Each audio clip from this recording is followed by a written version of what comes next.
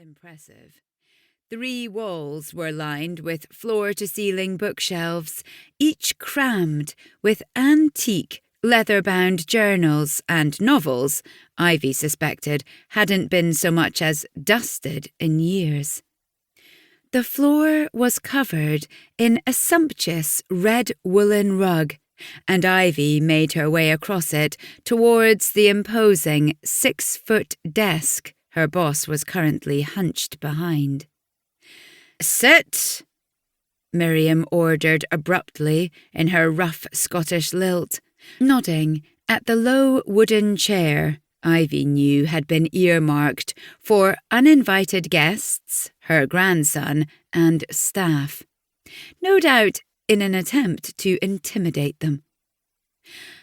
Ivy carefully sank onto the seat, trying to look professional as her knees rose until they were angled a few inches above her thighs. She fidgeted, trying to get comfortable, and poised the pen over the pad, ready to take notes. "Is everything okay with Simon?"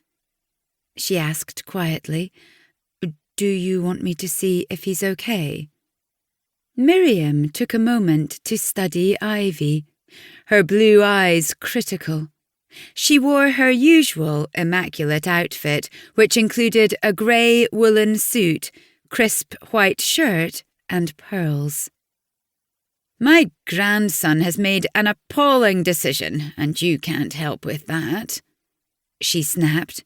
"However, I have a plan to put things right, and I need you to do something important for me." She pursed her lips. "What do you need?" Ivy straightened her shoulders and determinedly met Miriam's eyes. "I need you to track down my youngest grandson and bring him back to Hawthorne Castle. If Simon's really determined to—" Miriam twisted a hand in the air as she searched for the correct word.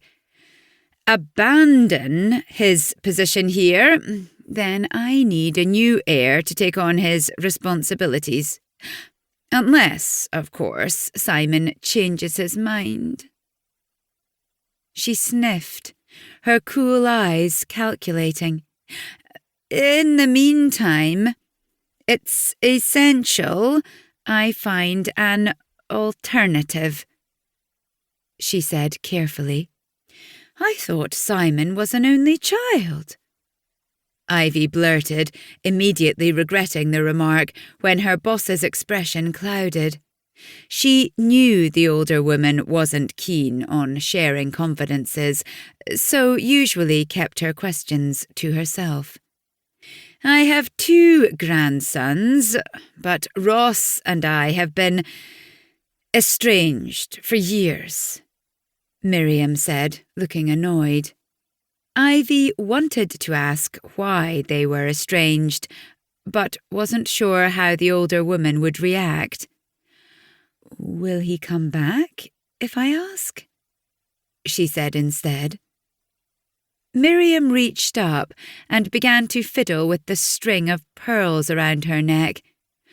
"Ross understands duty," she murmured, although Ivy detected a hint of something odd in her tone.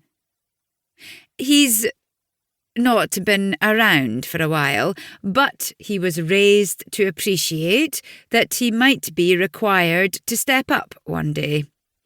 Despite everything, I've no doubt he will, if the correct pressure is applied." Her eyes bored into Ivy as she waited for her to agree. The corners of Miriam's mouth lifted when Ivy nodded. "How will I find him?"